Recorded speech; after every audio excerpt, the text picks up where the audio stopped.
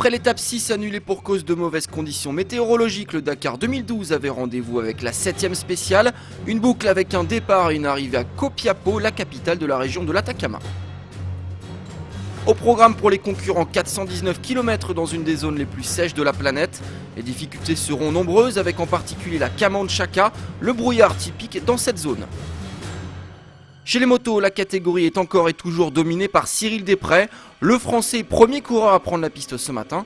Et au premier point de contrôle, il ne passe pourtant qu'en 3ème position, le français, à 14 secondes du leader du jour, l'espagnol Marc Coma. Francisco Lopez, lui, est 2ème. Le chilien, victime d'une chute peu après, il repart non sans mal, mais cet incident va lui faire perdre beaucoup de temps tout au long de la spéciale. Un autre outsider va laisser passer sa chance dans cette 7ème spéciale. Kilomètre 289, Johan Barré-Dabort s'est dirigé vers le sud-est au lieu de faire route vers le sud-ouest. 2ème de l'étape à ce moment-là, l'Espagnol ne gagnera pas encore aujourd'hui. Concernant le duel entre les deux pilotes KTM, Marc Coma et Cyril Desprez, avantage aujourd'hui à l'Espagnol. Il survole les débats tout au long des 419 km. Alors que Desprez lui semble gérer tranquillement l'écart au général avec son équipier.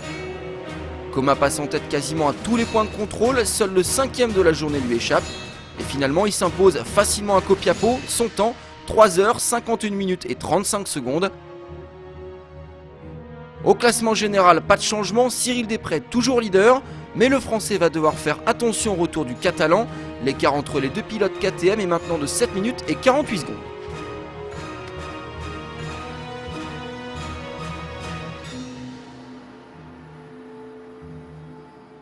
Côté 4 roues, la tendance est la suivante depuis le début de la semaine. Les Hummers sont plus rapides que les Mini, mais elles pêchent côté fiabilité. Et c'est donc la Mini de Stéphane Peterhansel qui est pour l'instant tout en haut du classement. Comme les premiers jours, si Nasser Al-Attiyah n'est pas ralenti par des ennuis mécaniques, le Qatari est très rapide. Et après 142 km de course, il le prouve. Il est pour l'instant 2ème de la spéciale à 32 secondes de Peterhansel. Fortune diverse pour les autres outsiders à ce moment-là de la course. Giniel de Villiers confirme sa belle première semaine, le Sud-Africain qui a réalisé le 3ème temps au 2ème point de contrôle. Nani Roma et Christophe Olopchik, eux, sont classés 3ème et 4ème après 142 km. Par contre, pour Robbie Gordon, le début de la journée est difficile. L'Américain perd plus de 4 minutes sur les leaders au passage du 2ème intermédiaire. Les ennuis continuent chez Hummer. Mais au fur et à mesure de la spéciale, Robbie Gordon grappille seconde après seconde, minute après minute. Au 8ème point de contrôle, l'Américain est maintenant 3ème. Son temps de passage 2h39 minutes et 42 secondes. Au final, la journée finit mieux qu'elle n'a commencé pour le pilote Hummer. Il se classe 2ème à Copiapó.